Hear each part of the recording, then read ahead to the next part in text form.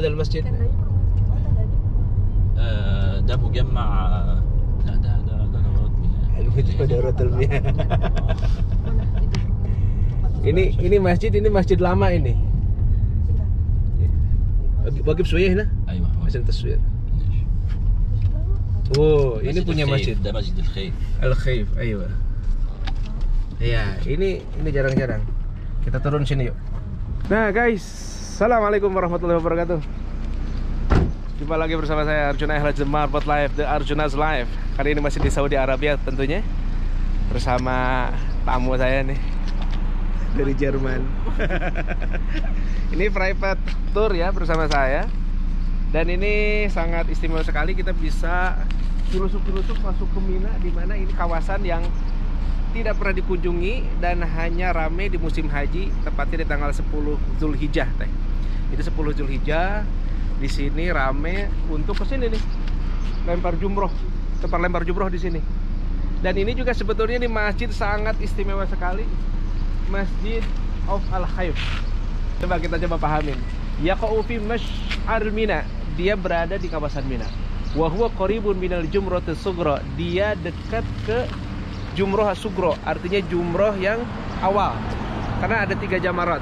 Jumratul ula, wa jumratul wusta, wa jumratul aqabah. Wa sumya bidzalik nasabuhu ila Khaif Bani Kinanah. Jadi disebut Masjidul Khaif itu disebabkan karena dinasabkan kepada Khaif Bani Kinanah. Kayak gitu. Waqad nazala Rasul sallallahu alaihi wasallam afdhalus salatu wassalam fi hadzal mawdu' fi hujjatul wada'. Jadi Rasulullah pernah di sini dalam pelaksanaan haji wada. Begitu. Wa sumiya aidan, dan dinamakan juga di Masjid Mina, atau disebut juga Masjid Mina, ini masjid ini ya. Li buqu'ihi fi Mash'ar Mina, karena keberadaannya di Mina. Jadi orang menyebutnya masjid apa? Masjid Mina. Karena kalau Anda melihat di sini teman-teman, ini adalah hanya tenda-tenda untuk jamaah haji yang sedang mabit di Mina. Masjid Mina, mana yang maksud? Ini adalah Masjid Mina. Waqad wussi'a wa 'uidat imaratuhu fi ahdi Malik Fahad. Dan sudah dibesarkan, dipugar, diperluas di masa Raja Malik Fahad Abdul Aziz Al Saud pada tahun 1987. Jadi ini udah lama sekali. Dan ini bisa menampung jumlah jamaah yang sangat banyak. Dan ini masjid ini dikabarkan juga memiliki sejarah yang sangat luar biasa. Kita lihat depannya. Banyak para nabi dan rasul singgah di tempat ini, yang dulunya tentu saja masjidnya sangat sederhana, belum semegah dan semewah ini ya. Dan ini pintu untuk perempuan.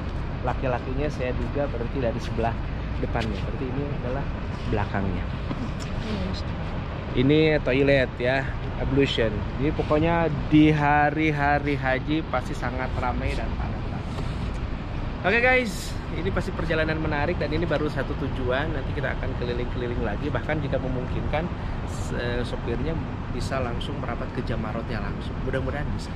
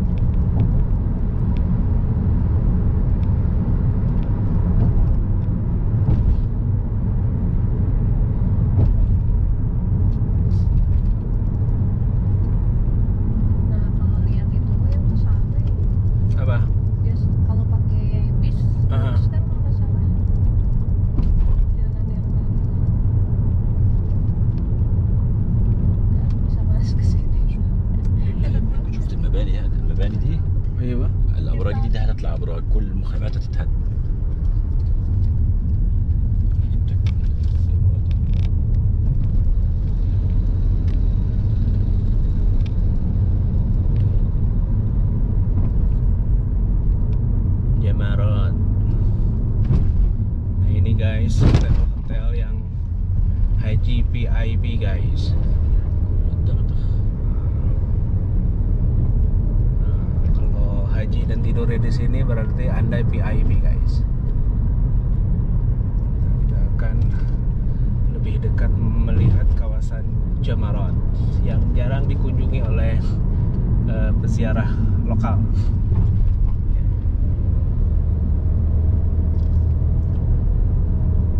Akses jalan masuk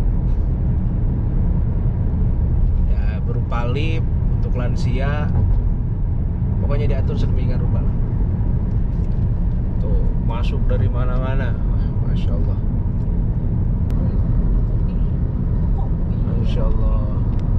Semoga suatu saat kita bisa tidur di sini guys, mabit ya di Mina. Kalau sudah mabit di Mina berarti Anda berhaji guys.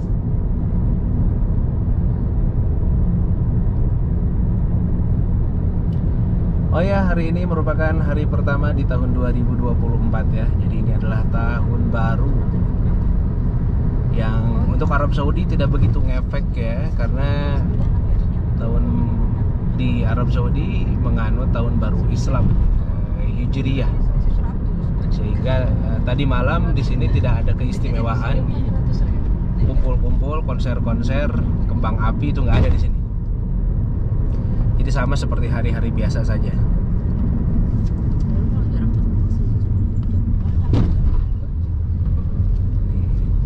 Ini tenda-tenda ini secara permanen ya, tidak pernah dibongkar. Tapi ya aktifnya hanya di bulan haji saja. Kesibukan dimulai dari sejak tanggal 8 Zulhijjah. Ya, mereka disunahkan untuk tarwiyah.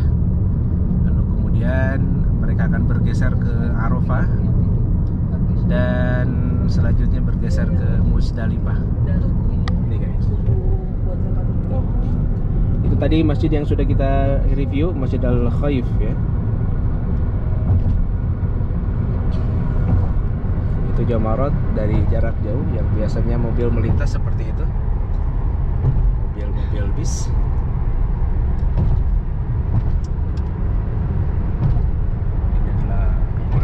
Sakit atau klinik. Nah itu kereta.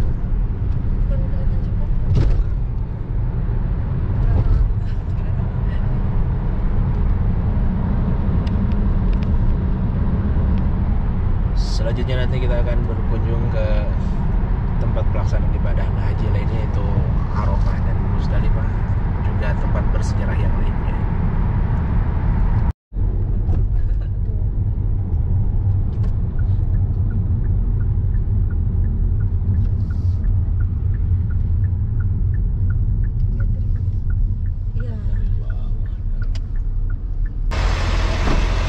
Guys, ini destinasi kedua kita ngantar tamu kita, dimana kalau tadi pagi pasti lebih banyak lagi. Sekarang udah agak surut ya, karena mungkin udah bergeser. Nah ini nih, ini kalau mau beli nih bagus nih, foto-foto dari dekat. Ini harganya 15.200. Ini maka satu Madinah kalau mau. Nah guys, kita akan menjelaskan kepada tamu kita. Biasanya saya bawa banyak rombongan ya, karena cuma satu rombongan. Dari dekat juga ada biasa, pokoknya ada kerumunan, artinya ada pasar. Dan belanja di tempat seperti ini kadang-kadang lebih menarik daripada di toko. Biasanya lebih murah-murah gitu ya. Nah ini teh nih, apa yang teteh ketahui dari Jabal Sur, dari yang mungkin pernah dipelajari tentang apa nih? Ada wah, tempat apa? Wahyu pertama. Salah ya? Teng dong. Jadi tempat turun wahyu pertama kita akan nanti ke sana. Namanya Wahiro. Jabal Nur. Kali ini Jabal Sur. Kisah yang tersimpan di Jabal Sur ini adalah kisah perjuangan Rasulullah ketika hijrah ke Madinah. Selama 13 tahun beliau di Mekah, dari sejak turun wahyu yang pertama, lalu secara berangsur Allah perintahkan untuk memberikan peringatan kepada manusia, mengajak pada jalan keselamatan, ya, untuk mengenalkan asyhadu an la ilaha illallah wa asyhadu anna muhammadar rasulullah, tiada Tuhan selain Allah, dan mendeklar dirinya sebagai hamba dan utusan Allah. Yang semula Rasulullah dari 0 tahun sampai usia 40 tahun dari keluarga yang sangat mulia. Beliau adalah Quraisy, Bani Hashim, sangat disegani karena memang keluarganya juga keluarga mulia. Seperti halnya juga kalau kita menghormati anak-anak orang bangsawan gitu ya. Di samping itu juga Rasulullah memiliki perangai yang baik ya, sampai dikenal dengan julukan apa? Amin. Al-Amin. Apa artinya? Dapat dipercaya. Dapat dipercaya. Jadi seumur hidup nggak pernah bohong. Kemudian di masa kecil sebagai yatim piatu ya, yatim dulu baru piatu. Kemudian diurus oleh kakeknya, diurus oleh pamannya. Beranjak remaja sering melakukan perjalanan panjang. Jadi dari usia remaja memang kita perlu mengambil ibrah bahwa dari sejak kecil kita harus mengajak anak-anak kita keliling. Bahkan kalau ada dulu ya ke luar negeri gimana lah. Lalu untuk mengenalkan budaya, mengenalkan culture dan lain sebagainya. Dengan banyaknya pengalaman akan banyak. Rasulullah juga sebelum menjadi nabi petualang, berdagang, berbisnis. Sampai ketika usia 25 beliau membawa dagangan dari Siti Khadijah, dan beliau adalah seorang janda yang juga milioner, sosialitas yang sangat luar biasa, sehingga tidak merasa gengsi, jatuh cinta kepada seorang bujangan yang memang pintar, udah pasti rupawan, jujur, dan membawa keberuntungan dalam setiap perniagaannya. Menikah di usia 25 dengan janda Siti Khadijah, memiliki putra dan putri, diantaranya adalah Qasim, Ibrahim, dan putra-putri yang lainnya. Kemudian di usia 40 beliau merasa gundah melihat kezoliman yang banyak di kota Mekah. Di antaranya adalah kenapa mereka disebut jahiliyah. Ketika melahirkan anak perempuan, mereka merasa dirinya aib dan mengubur anak perempuan hidup-hidup. Gila nggak tuh? Kemudian hal yang paling dirisaukannya adalah kenapa masyarakat saat itu menyembah berhala. Sesuatu yang tidak berbicara, sesuatu yang tidak mendengar, sesuatu yang tidak bisa melihat. Tapi mereka mengagungkannya, menyembahnya. Maka terkenallah zaman tersebut zaman jahiliyah, zaman kebodohan. Gimana nggak bodoh? Ya, Tuhannya dibuat dengan tangan sendiri lalu disembah. Itu adalah gundah. Maka di awal usia 40 tahun, menginjak usia 40 tahun, beliau sering berkholwat di Gua Hiro, bermalam-malam. Sampai di suatu malam, tepatnya di bulan Ramadan, turunlah sesosok makhluk yang tidak pernah dilihatnya. Dialah malaikat Jibril alaihissalam, menyampaikan wahyu, dan sejak itu diangkat sebagai utusan Allah. Kemudian singkat cerita, beliau diperintahkan oleh Allah untuk menyebarkan risalah. Diterimalah risalah ini oleh orang-orang terdekatnya. Yang paling dekat dengan dirinya adalah Siti Khadijah, yang pertama menenangkannya. Muslimah pertama adalah Siti Khadijah. Kemudian kemenakannya Sayyidina Ali bin Abi Thalib. Kemudian dari kalangan sekitarnya Abu Bakar, Utsman. Yang dekat-dekat dulu. Dan yang paling banyak menerima justru orang-orang fakir miskin, orang lemah, duafa. Karena Islam menawarkan kesetaraan. Dalam Islam, kemuliaan itu adalah terukur dari ketakwaannya. Inna akramakum indallahi atqakum. Menyebar perlahan namun dirasa mengancam.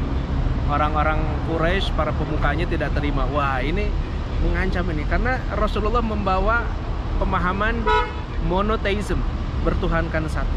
Sementara mereka politeism, bertuhankan banyak. Bahkan konon katanya di sekitar Ka'bah dahulu kala tersimpan 360 berhala, sebanyak jumlah bilangan hari. Jadi tiap hari ada Tuhan. Nah, maka mulailah permusuhan dan dijadikan Rasulullah sebagai public enemy. Pernah ditawarkan beberapa hal dari yang mulai lembut. Ya Muhammad, jangan begitulah. Dulu sebelum kau jadi nabi kita adem ayam nih. Sekarang setelah engkau mendeklar diri sebagai Rasul, Tuhan yang satu yang nggak kelihatan, mana Tuhan itu, kita jadi banyak bersengketa nih. Majikan dengan budaknya bisa bersengketa gitu kan. Jadi hentikanlah hal itu. Kamu mau apa sih gitu. Lalu ditawarkanlah hal-hal yang paling godaan-godaan, harta tahta dan jabatan. Kamu mau harta? Kurang harta kamu, nikah dengan Khadijah. Saya tambah lagi, tapi berhentilah dari ocehan-ocehanmu itu. Mereka menyebutnya ocehan. Kamu mau wanita, ya pilihlah yang tercantik. Dan pokoknya tawaran-tawaran itu dengan syarat menghentikan dakwah. Tapi kata Nabi, ya enggak dong. Inilah perintah Allah. Kami datang untuk menyelamatkan. Kami menyampaikan risalah ini karena sayang gitu loh.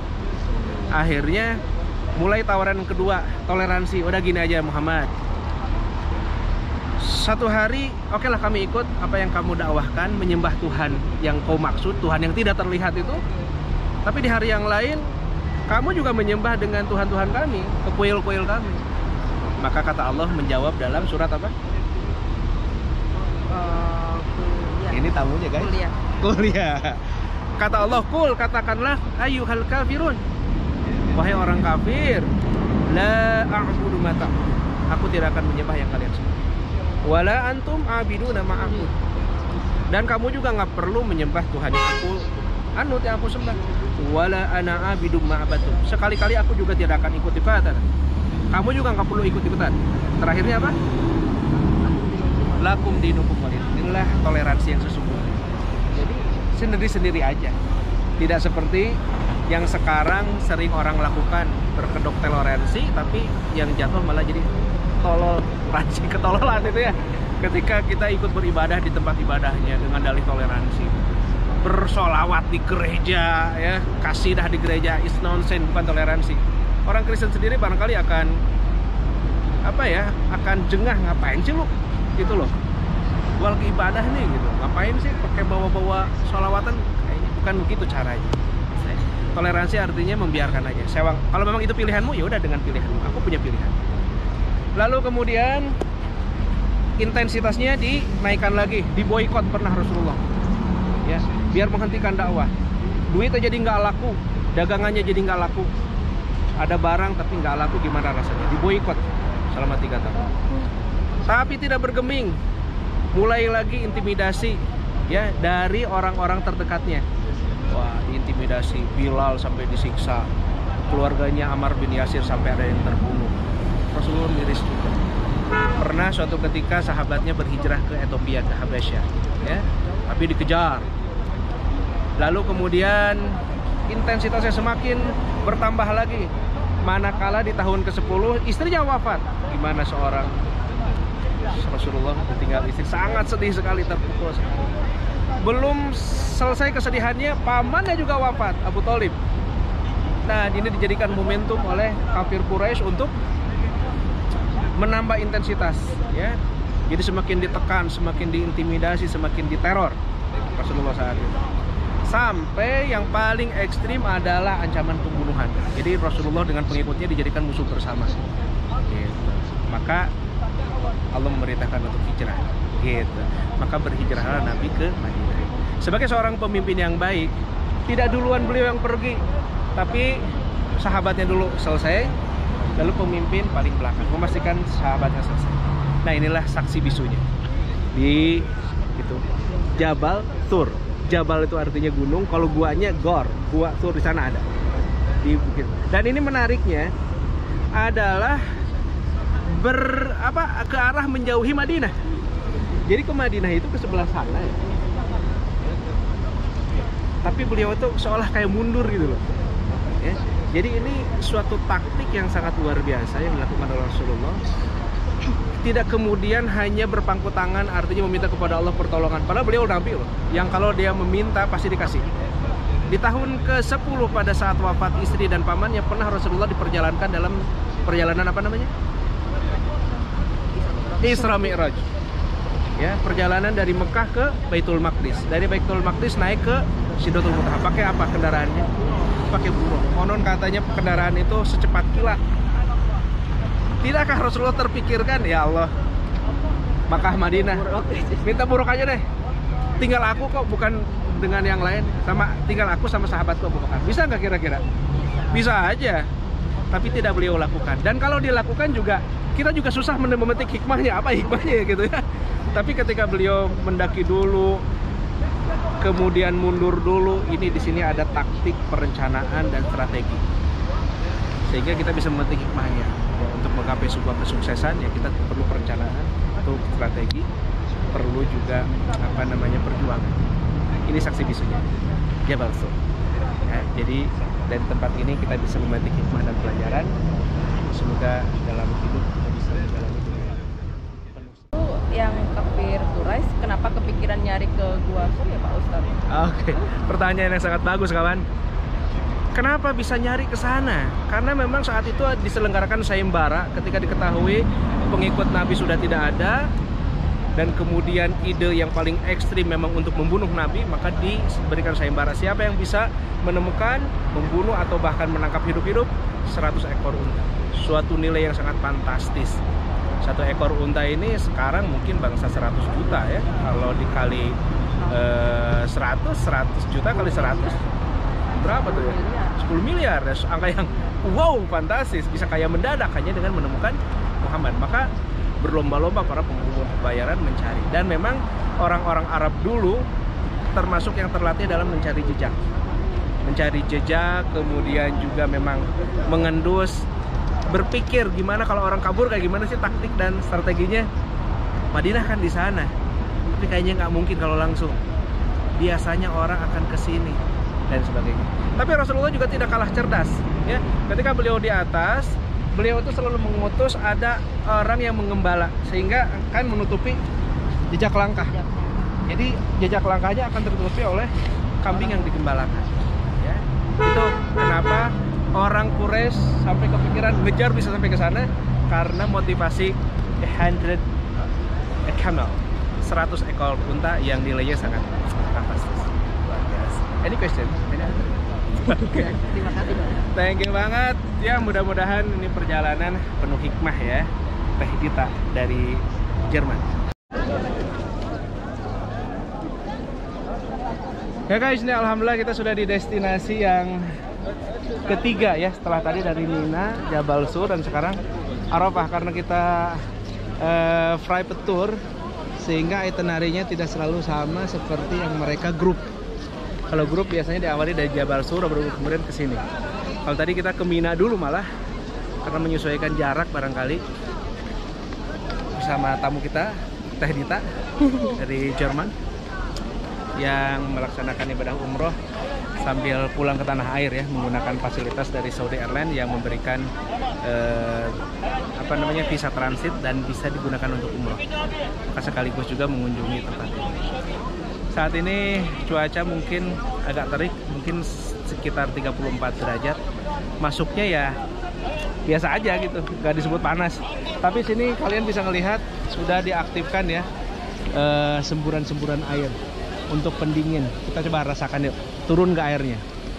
Karena kalau di musim panas guys, ini kadang-kadang airnya betul-betul nggak nyampe bawah, jadi langsung menguap ke atas. Kalau sekarang agak lumayan lah ya. Kita bisa lihat di bawahnya agak basah-basah. Ya, lumayan.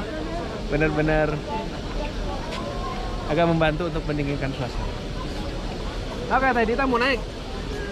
Oh, boleh katanya. Karena basicnya dia tukang naik gunung guys. Jadi ditawarin naik, mau naik. Ini jalur ekstrim atau jalur apa nih? Kalau di sini kita masuk dari jalur ini, kehitungnya masuk jalur ekstrim ya.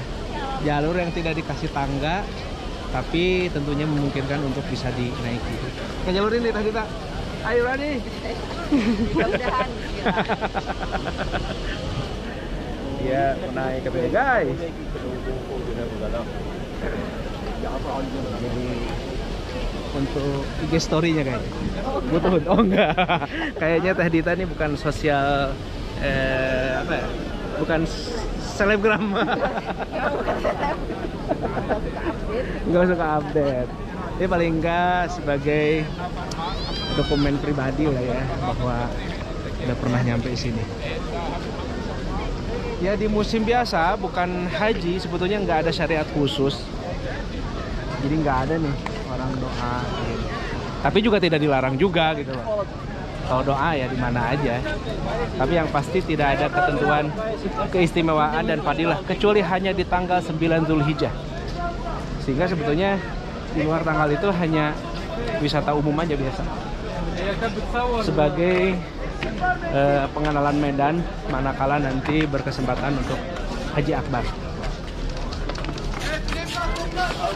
Kayak naik ke sana paling hanya butuh 5-10 menit. Saya rasa untuk yang prima 5 menit udah nyampe kayaknya. Lari sedikit.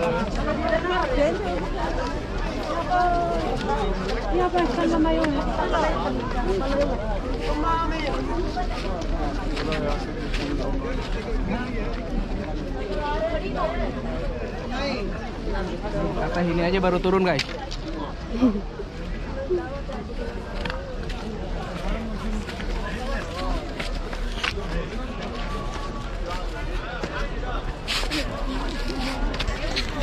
Kita naik dengan gaya laki-laki guys.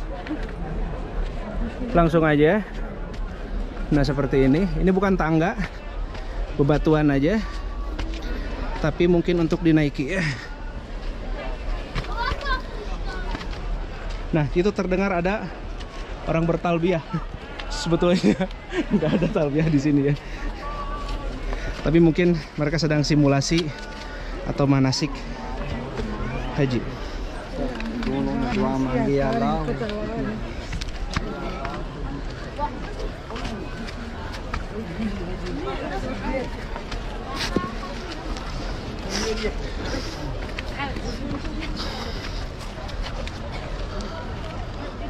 इतनी अच्छी बात की वो मौलाना साहब ने कि जैसे आपने जो घर बूट पहना हुआ नबी करम के लिए ये नहीं था, ये घास का बना हुआ जूता रास्ते में पड़ जाता। Jamaah kita di belakang guys.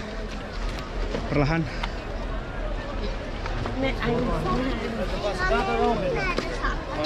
Peygamberimiz burada saklanmamış.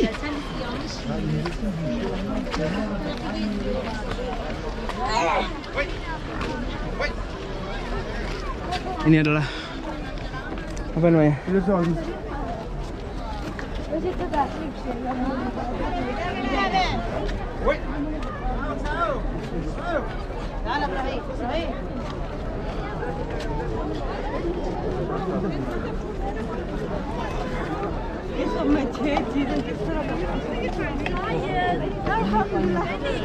Ya, kita sudah nyampe.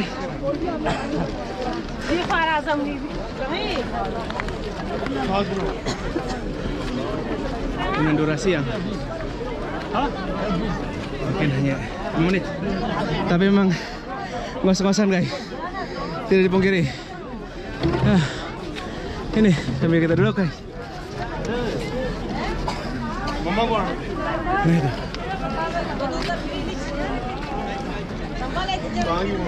Nah, kurang dari 5 menit kita sudah tiba di sini guys. Nah, mantap. Mama, Semoga teman-teman yang menyaksikan bisa sampai sini juga ya, dan bukan sekedar ziarah, tapi wukuf guys. Nanti kita tunggu dan langsung kita tanya tamu kita ya.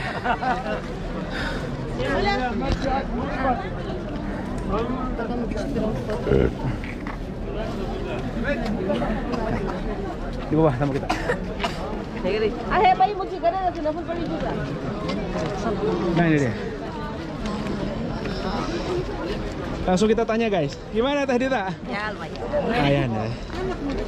Beliau udah sangat biasa guys, sehingga tersenyum aja, lumayan katanya. Ya. Ini.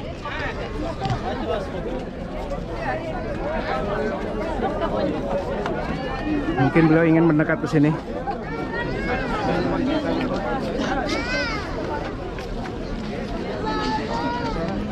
Di sini nggak ada tawaf. Wah ini hati-hati. La, agulak lah. Ini kita harus agak hati-hati dengan orang seperti tadi yang mendandani kita dengan Arabian style. Mereka itu akan memotret kita, dan salah satu target-targetnya biasanya para orang tua yang tidak bisa menolak. Jadi kalau kalian mendapati hal seperti itu, cukup oleh kalian katakan la, artinya enggak. Kalau dia masih memaksa, kalian tinggikan intonasi kalian, la. Kalau dia masih terus memaksa, lebih kencang lagi, seolah membentak, la. Dia akan menaik. Karena kalau enggak, seperti itu. Coba lihat, kalian intip. Nah, dia akan seolah sedikit memaksa, mengalungkan, kemudian mempotret kita. Fotonya dengan Polaroid yang langsung jadi. Prat, jadi sekian jadi. Lalu keluarlah tagihan. Satu foto 10 rial. Fotonya hanya kecil aja. Jadi 3-4 kali foto 50 rial. Kalau untuk rupiah kita tentu saja bukan angka yang sedikit. Dan ini termasuk scam. Ya, hati-hati, waspadalah. Oke guys, di sini tidak ada amalia khusus kecuali hanya sebagai bukti kita sudah nyampe ke titik ini, ke Jabal Rahmah, ke Jabal Rahmah, tempat berjumpanya Adam dan Hawa. Bukit cinta. Semoga cinta kita senantiasa abadi, cinta yang membawa ke surganya Allah Subhanahu wa taala. Ya guys, ternyata di puncak tuh ada minimarket ya, ada pasar mini di mana menjual aneka cenderamata, batu-batuan. Nah, misalkan ini nih ya, batu virus, tapi nggak tahu virus asli atau sintetis, nggak tahu deh. Yang pasti ini harganya biasanya murah-murah aja. Berapa nih? Berapa? Kam? Oh, ini 10 rial. Oh, virus. Oh, ada yang 5 rial, 10 rial sampai 15 rial. Ini ada yang ini gede ya. Kemudian dia ada yang sudah dikasih langsung dikasih tali ketan. Murah-murah, biasanya ini favorit batu. Ini aneka gede. Ada yang dijual per ikat. Per ikat nih isinya berapa nih? 10, 1, 2, 3, 4, 5, 6, 7, 8, 10. Untuk bagi-bagi gitu kan. Pedagangnya mungkin beberapa, tapi komoditi yang dijual sama. Mereka mencoba peruntungan. Hah? Oh, ada dipoto. Oh iya. Sorry. Gimana sih?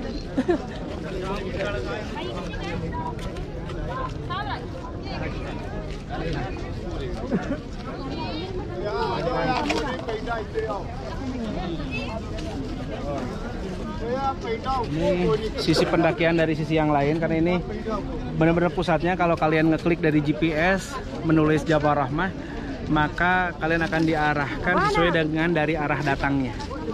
Nah, itu yang kuning-kuning adalah batas Arafahnya. Batas Arafah. Ya.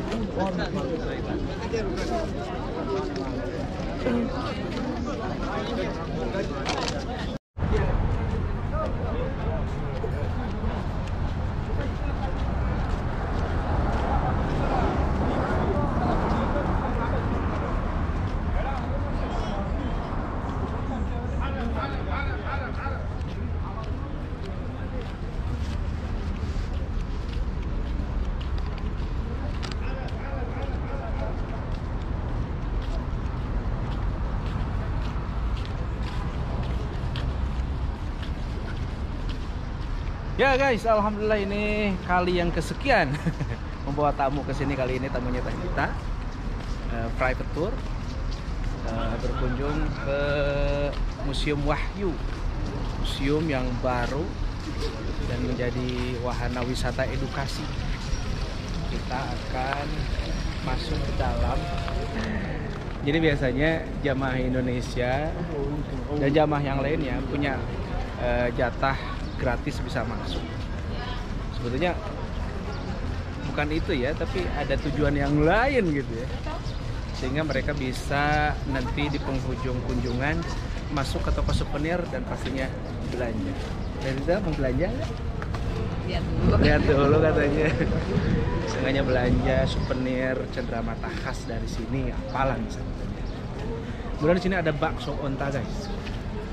Kita akan mencoba bakso onta untuk yang kesekian kalinya bersama dari sini. Ini mamangnya wajahnya Arab, tapi dia orang Indonesia. Nah, nanti kita akan masuk ke sana dan kita, tapi sementara itu zuhurnya juga belum. Kita makan dulu, bakso onta kita coba.